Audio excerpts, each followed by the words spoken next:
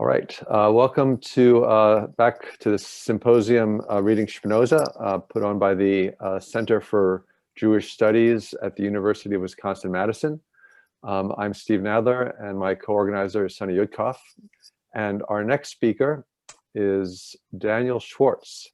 Daniel is professor of history at George Washington University. He specializes in modern European and American Jewish intellectual, cultural, and urban history. He is the author of Ghetto, The History of a Word, and that was published in 2019, and The First Modern Jew, Spinoza and the History of an Image, which was also co-winner of the 2012 American Academy for Jewish Research's Salo W. Baron Prize for Best First Book in Jewish Studies. It was also a finalist for the 2012 National Jewish Book Award in History.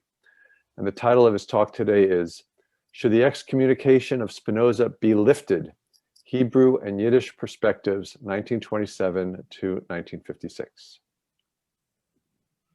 Okay, well, thank you, Steve, for the introduction. Thank you, Steve and Sonny, for inviting me to participate in this panel today. No moment in Baruch Spinoza's life has drawn as much interest as his expulsion from Amsterdam's Sephardic Society in 1656. Not only generations of biographers and historians, but also artists, novelists, and playwrights have speculated about the causes and circumstances of the clash between Spinoza and the community of his birth. The writ of excommunication, or cherem, contains vague references to Spinoza's horrible heresies and monstrous deeds, but it does not spell out the specific taboos he had violated, nor does it stipulate why so harsh and thoroughgoing a ban, one that prohibited any association with the arch-heretic whatsoever, was deemed necessary. This vacuum has been filled over the centuries with theories, some more informed than others, that have focused on everything from extreme deviations from Jewish teaching to public violations of Jewish law, the seemingly more mundane act of defiance of opting to pursue civil litigation and secular over Jewish courts. Debate has raged not only over the reasons for Spinoza's cherem, but over its legitimacy. Spinoza's fiercest Jewish partisans, those who have viewed him as a hero of intellectual freedom and Jewish secularism, have often contended that the excommunication was a travesty of justice, or at the very least an unfortunate event that should no longer hold symbolic weight. His detractors, on the other hand, have painted Spinoza as an unrepentant renegade who callously assaulted the very foundations of Judaism and deserved no less than banishment. On the surface, then, there was nothing unusual about an event held in Amsterdam in the late fall of 2015 to revisit the subject of Spinoza's excommunication.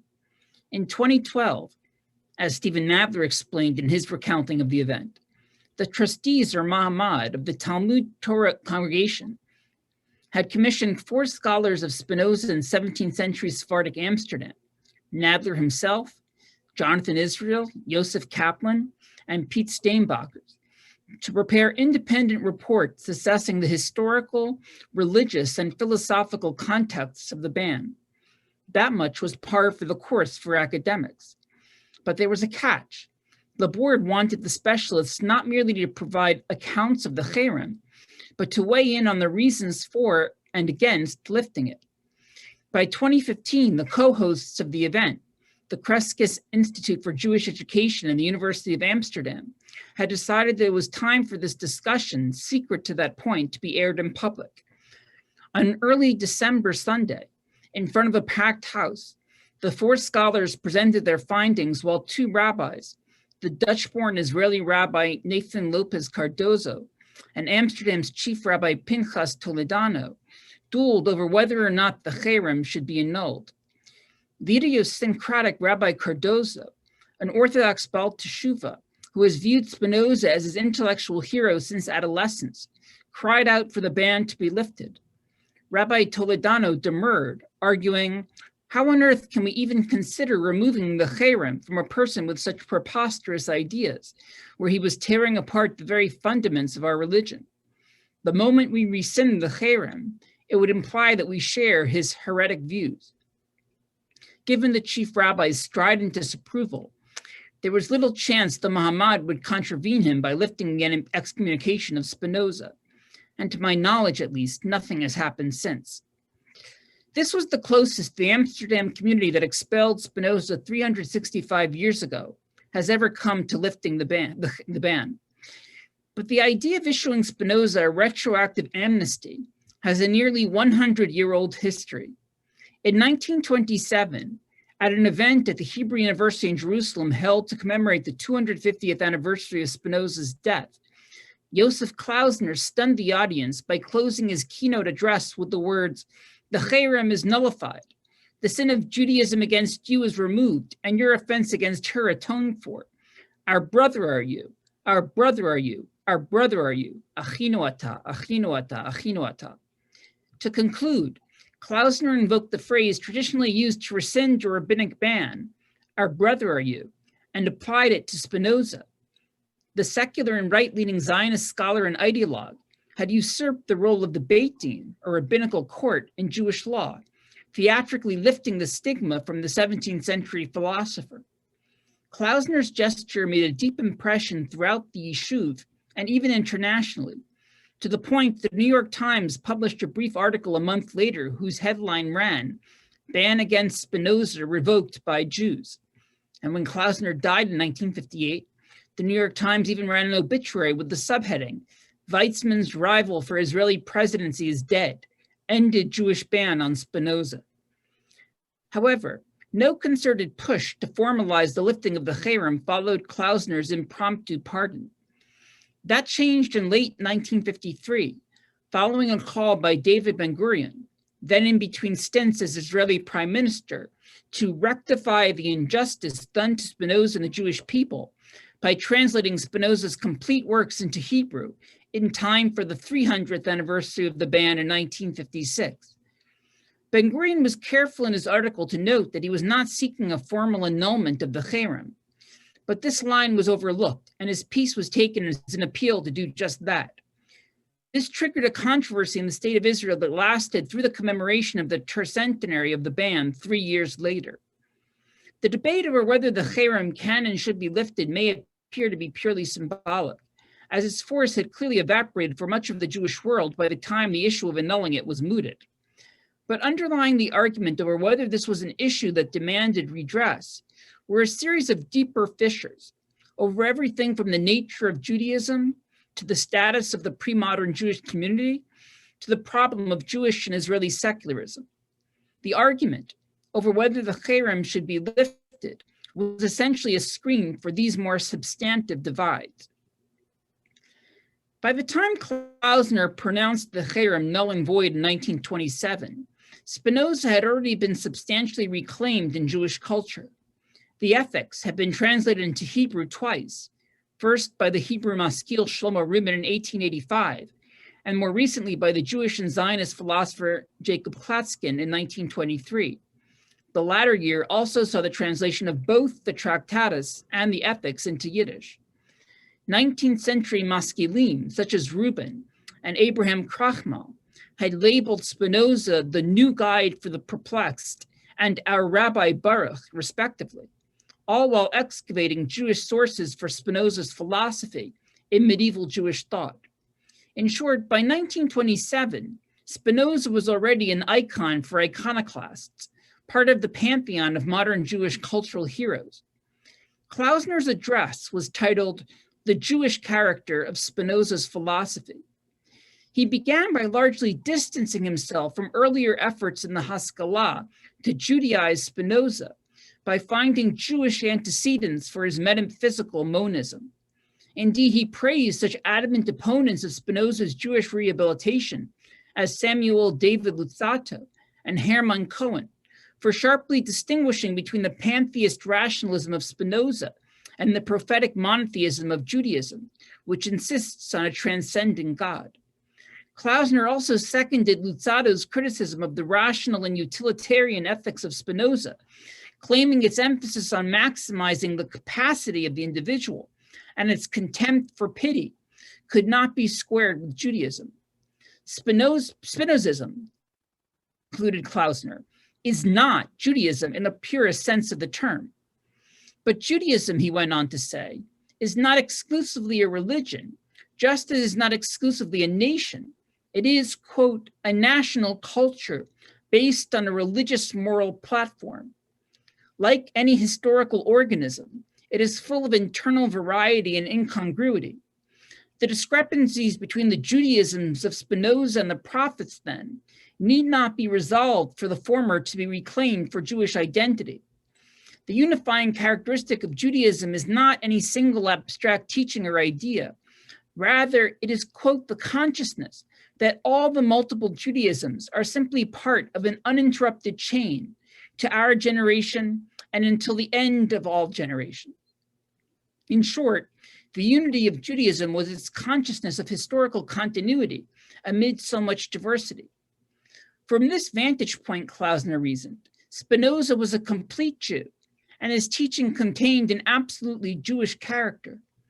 Not only was his system a product of the Jewish national impulse, it was also, like Judaism in essence, a Torat Chaim, a philosophy of life, and thus similarly rife with contradictions.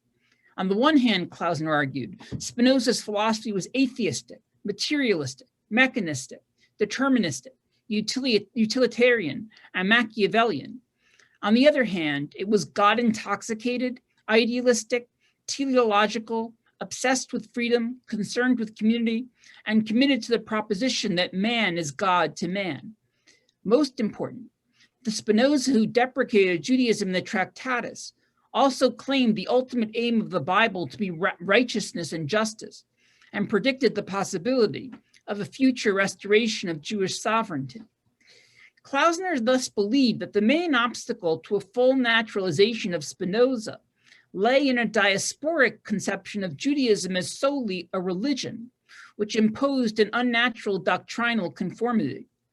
As Julie Cooper has shown in a recent discerning study of the Zionist reception of Spinoza, it was precisely Klausner's objection to the religionization of Judaism that was the basis for his effort to bring dissenting Jewish voices back within the fold.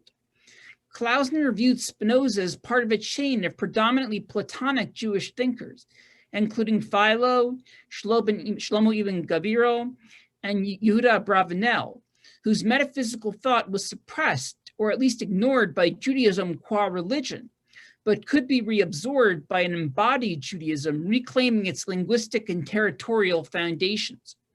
For Klausner, then, what was at issue in lifting the Cherem was not simply the Jewish character of Spinoza's thought, but the character of Judaism itself. As mentioned above, Klausner's words repealing the ban from the heights of Mount Scopus created an international buzz, though it soon dissipated. Though he included his "Our brother are you flourish" in the published versions of his speech, Klausner, perhaps because of the criticism and even mockery his amnesty elicited, perhaps because he was never so wedded to it in the first place, never pressed the issue of a formal pardon for Spinoza any further. Nevertheless, the notion that the Cherem might conceivably be lifted, or that this was a topic worth debating, appears to have taken root. In June 1932, in the year that marked the 300th anniversary of Spinoza's birth, and was commemorated around the world no less than the 250th anniversary of Spinoza's death 5 years earlier, the famed Yiddish Writers' Union on Tolmatskia 13 held a public hearing on the Cherem on Spinoza in Warsaw's City Hall. One of the central issues to be addressed was the question of whether the Cherem was justified or should be annulled. The event was sold out, with many hundreds turned away without tickets. One Yiddish newspaper, Unser Express, exclaimed, "It is a long time since a question has provoked such strong and broad interest in Jewish Warsaw as this great trial." Arguing against the legitimacy of the Cherem was Leo Finkelstein, a widely known Yiddish journalist, who that same year would deliver a tribute in Yiddish at the International Spinoza Congress held in The Hague to commemorate the 300th birthday of the philosopher, the first instance in which Yiddish was ever publicly represented at one of these multilingual symposia. Defending the Cherem was another well-known Yiddish journalist, Shoel Stupnitsky, who 15 years earlier had authored the first attempt at a scholarly and comprehensive introduction to Spinoza in Yiddish. And presiding over the trial was arguably the most avid Spinozist in all of Yiddish letters, the secretary of the Yiddish Writers' Union, Melech Ravitch. Among the other participants who gave expert testimony were a who's who of Polish Jewish luminaries between the wars, including Meyer Balaban, Rafal Mahler, Hillel and Aaron Zeitlin, and Ignat Schipper. According to the summary of the event in the Warsaw Yiddish newspaper Der Moment, Finkelstein contended that the basis for Spinoza's expulsion was flimsy, resting largely on a conversation provoked by his friends, and that the Cherem was a scandalous and unjustified document. We should, he exhorted, in the name of all the Jewish martyrs, prostrate ourselves at the grave of this genius, who is the symbol of freedom of conscience, and demand that the tribunal annul the ban.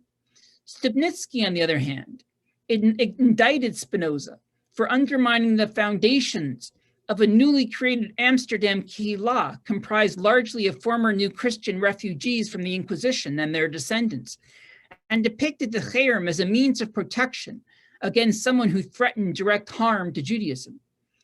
The event spanned 3 evenings in early June, and every member of the audience received with her ticket a ballot on which to answer 2 questions. Was the Cherem justified? And should it, in connection with Spinoza's 300th birthday, be annulled?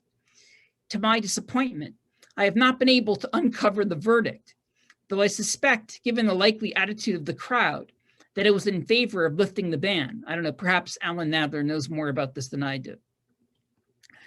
The first sustained argument in writing against lifting the Cherem that I have been able to find is a chapter in Yisrael Freiken's 1948 Yiddish book, A Cheshbon HaNefesh, A Soul Searching, entitled, Should the Spinoza Judgment Be Revised?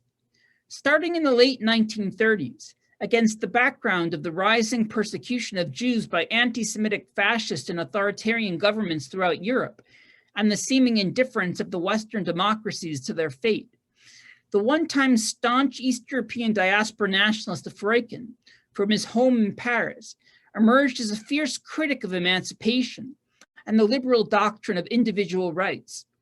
Freiken believed that emancipation had not only demonstrated its impotency in the face of the Nazi onslaught, but as a result of the assimilation it fostered, had severely depleted the national cohesion and solidarity of the Jewish people in its moment of greatest peril. Freiken thus became one of a handful of Yiddish and Hebrew intellectuals who promoted what Joshua Carlip has called a counter-emancipationist ideology and called for a return to the inwardness and cultural separatism of the pre-modern Jewish ghetto. By the time he wrote A Cheshbon HaNefesh, he was a man of deep contradictions, a self-fashioned religious penitent who was also a labor Zionist committed to a socialist Jewish state, a proponent of the values of pre-modern Jewish civilization, who also admired the Soviet Union and its nationalities policy. His book was a lacerating critique of Jewish secularism and its revolt against religious tradition, which Freiken now saw as merely a way station to assimilation. Freiken's rejection of liberalism formed the backdrop to his revisitation of the Cherem on Spinoza. After discounting various previous efforts to prove the Jewishness of Spinoza's thought, Freiken argued that, quote, the relationship to Spinoza by Jews in the times they lived a full and total Jewish life, and in more recent times by the segment of Jews who have preserved this life, is for me the decisive answer to the question of whether Spinoza is ours and his teaching Jewish. The pre-modern Jewish community that expelled Spinoza, in other words, knew best. Freiken blamed Spinoza's religious skepticism on the division in the soul bred by the former Marano experience of Amsterdam Sephardic society. If a Jew loses his totality, he wrote, if he ceases to manifest and realize his Jewishness on a daily basis, doubts must arise. Only the unbroken chain of tradition had the strength to drive out doubt. Leaning on the Spinoza scholar Karl Gebhardt, and anticipating Yirmiyahu Yovel's later arguments by some 40 years, Freiken similarly traced the origins of modernity to the split Marano consciousness, Only in Freiken's case, this represented the tragic and deplorable loss of an integral Jewish identity. Freiken reserved special animus for the reappropriation of Spinoza as an asset to Jewish nationalism. Spinoza, he contended, was the harbinger of the assimilated Jew, brought to its extreme logical conclusions. He contradicted the claim of the Amsterdam heretics' present-day disciples that Spinoza's sharp clash with the Amsterdam community was with it alone, insisting it was with Jews of all generations. Spinoza's stray statement in chapter 3 of the Tractatus regarding the possibility of a restoration of Jewish sovereignty was only Zionist in the sense of those who aspired to the creation of a new Hebrew nation in the land of Israel, fully cut off from the sacred religious and secular sources of Jewish tradition. Freiken closed by returning to Klausner's pardon.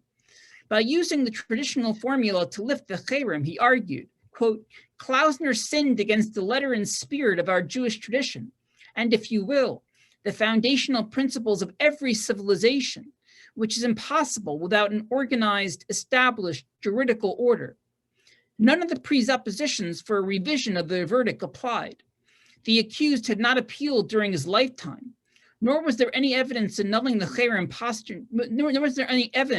that annulling the cherem posthumously conformed to the implicit or explicit will of Spinoza. Klausner had moreover abandoned all the halachic parameters for overturning a verdict, most notably the rabbinic axiom that a later court could only reverse the judgment of a previous one if it was greater in wisdom and number. Perhaps, if Freiken conceded, this axiom did not have to be taken entirely literally. But where, he bemoaned, has it been heard that a judgment that previous Jewish authorities had carried out, as we know, with pain in their hearts and after long hesitation and bitter consideration, should for no particular reason and offhandedly be declared null and void by an individual?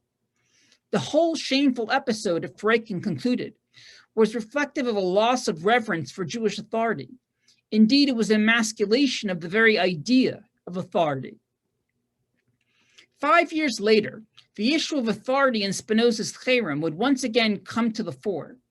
On December 25, 1953, in his first public statement from his desert home in Sde Boker, since temporarily resigning as Israel's prime minister 2 months earlier, David Ben-Gurion penned an article entitled, Let Us Rectify the Injustice, or Nitaken HaMe'uvat, for Israel's labor union newspaper Davar.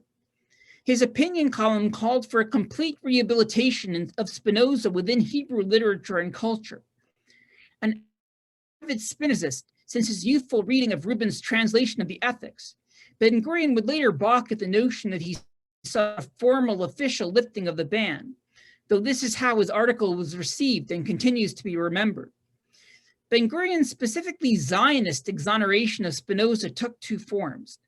First, echoing Klausner from 26 years earlier, he viewed Spinoza as a Zionist precursor for having understood Judaism in political and national terms, and having foreseen the possibility of a restoration of Jewish sovereignty in chapter 3 of the Tractatus. Second, Ben-Gurion believed that the very establishment of an independent Jewish state had made possible the retrieval of critics such as Spinoza, who had railed against diaspora Judaism. There is no longer any good reason for the intellectual loss of the exile in the state of Israel, Ben-Gurion wrote, and a complete and scholarly Hebrew edition of the works of Baruch Spinoza by the Hebrew University of Jerusalem is an undertaking of national and cultural honor that we owe ourselves and which must not be missed. He added that it would be best that this be done prior to the third centennial of the excommunication in 3 years. Ben-Gurion conceded that Spinoza's excommunication may have been understandable in context, but directly countering Freiken's argument, he insisted that, quote, the Amsterdam community of that time was not the Hebrew nation. The 17th century was not the eternity of the eternal people, and the Jews of Amsterdam in 1656 did not have the authority or the power to excommunicate the immortal Spinoza forever. He concluded by asserting that, quote, we must bring back into our Hebrew language and culture the writings of the most original thinker and most profound philosopher Judaism has produced in the last 2,000 years. Despite fancying himself a spokesman for the Yishuv in Palestine, Klausner had spoken largely for himself in lifting the ban in 1927. But Ben-Gurion, though he wrote in 1953 as a private citizen, was still the dominant figure in the governing Mapai party and the most recognizable face of the State of Israel. His written appeal suggested the possibility of a reclamation of Spinoza that would have the full weight of the Jewish state behind it, a state that presumed to speak for the Jewish people writ large. In fact, before he resigned, Ben-Gurion, when not busy with matters of state, had already begun seeking out translators, publishers, and financial backing for the project of translating Spinoza's complete works into Hebrew, with the assistance of his Minister of Education, the Jewish historian Ben-Zion Dinor. Ben-Gurion's column in Davar thrilled those in the State of Israel and the Jewish world who had already been laboring for a full rehabilitation of Spinoza. Chief among them was the German Jewish Zionist and even more ardent Spinozist, Georg Herzog, who had immigrated to Palestine in 1925. In 1950, Shikmoni had founded the Beit Shpinoza, or Spinoza House, in the coastal city of Haifa. In both literature distributed by the center and in letters seeking dues-paying members and donations, Shikmoni described the campaign to make Spinoza and his thought cornerstones of the new Jewish culture in Israel. He envisioned daily recitations on Israeli state radio of passages from Spinoza's ethics, special Spinoza days dedicated to the study of his philosophy that would become part of the official school curriculum, and ultimately a center for the Spinoza House on Mount Carmel, whose exterior would be modeled after the Spinoza Huis in The Hague. While the Beit Spinoza, from its founding to its closing in 1973, was largely kept alive by Shikmoni alone, it nevertheless, especially in its early years, managed to attract several distinguished members. The roster included not only Ben-Gurion and Klausner, but also Albert Einstein, a longtime Spinoza enthusiast, who, when asked by the New York Times in 1929 if he believed in God, had responded, quote, "I believe in Spinoza's God who reveals himself in the orderly harmony of what exists, not in a God who concerns himself with the fates and actions of human beings." Already in 1953, before the publication of Ben-Gurion's article, Shikmoni had written the Ashkenazi chief rabbi of Israel, Isaac Halevi Herzog, to determine whether, from the perspective of Jewish law, the cherem on Spinoza still stood. He received an encouraging letter in response. While denying Shikmoni the formal invalidation of the ban he no doubt wanted, Rabbi Herzog nevertheless suggested, based on a close exegesis of the writ of excommunication, that the anathema could be read as applying only to Spinoza's lifetime. It seems, he concluded, that the ban on the reading of Spinoza's books and essays no longer stands. In response to the expectations aroused by Ben-Gurion's article, Shikmoni explained in an interview with Ma'ariv in August 1954 that the Beit Spinoza was prepared to seek from the Knesset posthumous citizenship in the state of Israel for Spinoza. Predictably, the reaction to Ben-Gurion's plea was far from universally positive. Unlike Rabbi Herzog, the chief rabbi of the Sephardic community of Amsterdam, Salman Rodriguez Pereira, refused even to mitigate the cherem, invoking the well-known dictum from Jewish law that no rabbinate has the right to review a decision of previous rabbinates unless it is greater in number and wiser. Meanwhile, from the halls of the Israeli parliament to the pages of the worldwide Jewish press, debate raged over Ben-Gurion's article. The non-partisan Hebrew daily Ma'ariv opined the man was great. He was a spiritual giant and he was Jewish. Why shouldn't he belong to us? Why shouldn't his work be considered a part of Hebrew writing? The Orthodox camp was less enthused.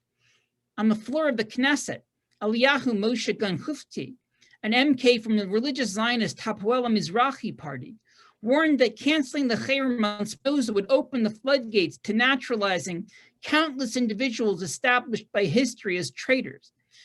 Mizrahi, a religious Zionist newspaper, Hatzofet, sarcastically labeled Shikmoni's group in Haifa Spinoza's Hasidim, and had castigated them for, quote, introducing into the temple of Jewish thought a new idolatry that was liable to ruin the spiritual and cultural character of the state of Israel.